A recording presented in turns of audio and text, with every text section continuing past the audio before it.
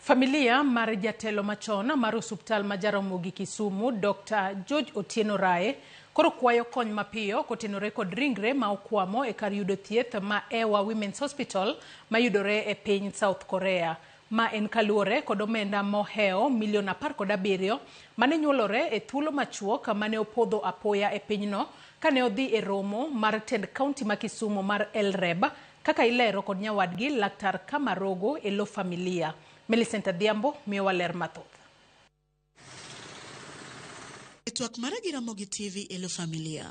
Dr. Kamarogo mainosiep mangita gi mosenindo George Otieno Rae yango ni Rae ne olalo ngimane apoya e kinde romo mar joket mwandu mar El-Reb mageto bero sekta mar thieth kotenore kod tuo kansa e piny South Korea.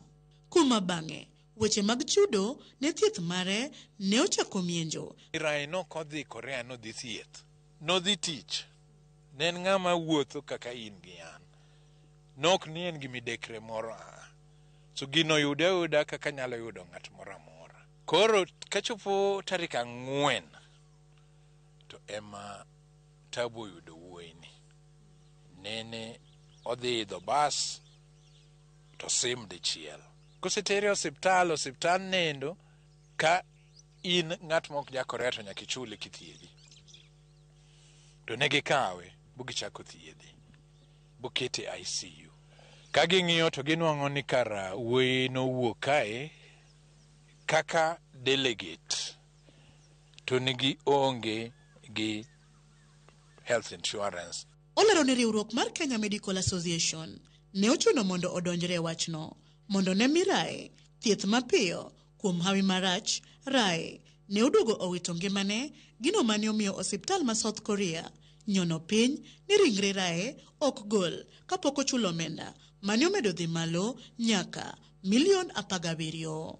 Koro kano Nyasaye omeni koro inyiso madam ni eri koro en ka bill koro wamiite ma en $17,000,000 to kapod uwe body kae to odiechieng' kodiechieng' en $400.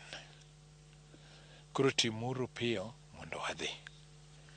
Kanye ma koro wachako kendo ywaruok machon chande ni ng'ama chulo gini, ng'ama nyalo konyowa chulo gini. Familia ni koro dengo ni Rae ne otho e kinde mane en e tich, kendo koro giseo tend kaunti ma Kisumu kuom serem yango okang' maler mar sirogi ni mar Rae ne en achiel kuomgi, ka bende giseyo okumba thieth mar SHA magiwacho ni oko ni jal ma owito ngimane e pinje maoko ok ginyal chudo ne.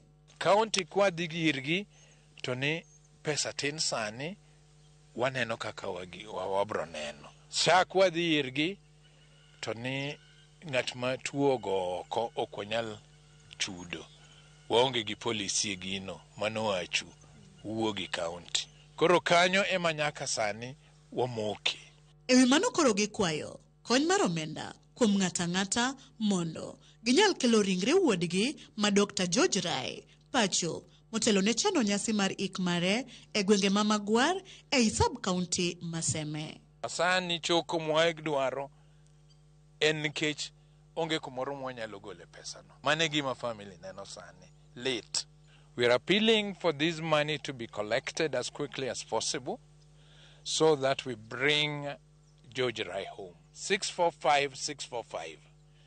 Kaito mano e pay bill number. The account en Rae. Wakete lwet Kenya Medical Association mondo accountability obedie. Millicent Adhiambo, Ramogi TV, Kisumu County.